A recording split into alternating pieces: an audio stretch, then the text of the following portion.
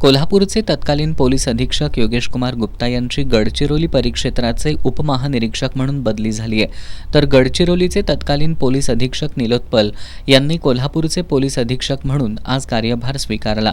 Kolhapur police अधीक्षक कार्यालयात upper police अधीक्षक धीरज कुमार बच्चू, नूतन पोलीस अधीक्षक निलोत्पल बसू यांचं पुष्पगुच्छ देऊन स्वागत केलं। यावेळी माध्यमांशी संवाद साधताना निलोत्पल यांनी आपण सर्वसामान्य नागरिक केंद्रबिंदू मानून काम करणार असल्याचं सांगितलं। जिल्ह्यात सर्वसामान्य लोकांना अपेक्षित अशी कायदा सुव्यवस्था राखण्यासाठी आपण प्रयत्न करू।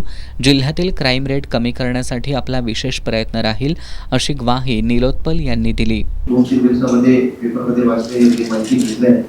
त्यामध्ये कोल्हापूर जिल्हा पोलीस दलाचे जे युगस्टरचे वेळी जे काम होते त्याचे पुढे नेण्याची राहणार आहे आणि त्यामध्ये जनतेचे विश्वास कोल्हापूर असला पाहिजे।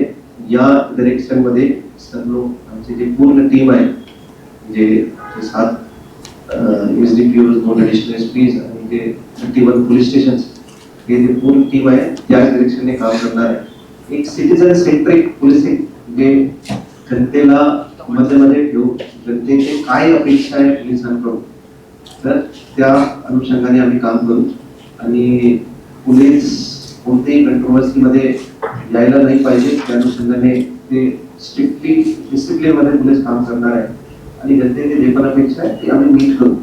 क्राईम आणि लॉ अँड ऑर्डर फ्रंटवर क्राईमची बरीचशी स्टॅटिस्टिक्स माझ्याकडे नाही आहे। मी जे बघितले तर 2024 तुलनामध्ये 2025 मध्ये बरेचसे गुन्हे कमी झाले आहेत। 2024 मध्ये 68 मर्डर होते, 2025 मध्ये 51 मर्डर आले आहेत। तर त्या अनुषंगाने जे सिरियस क्राईम्स आहेत त्यावर सिरियस संघटित गुन्हेगारी आहे किंवा जे सिरियस क्राईम्स बॉडी ऑफेन्सेस आहे, प्रॉपर्टी ऑफेन्सेस आहे, त्यावर कोल्हापूर पोलीसचे विशेष लक्ष राहणार आहे। ट्रॅफिक मध्ये कसे सुधारणा करता येईल त्यावर आम्ही लक्ष देऊ।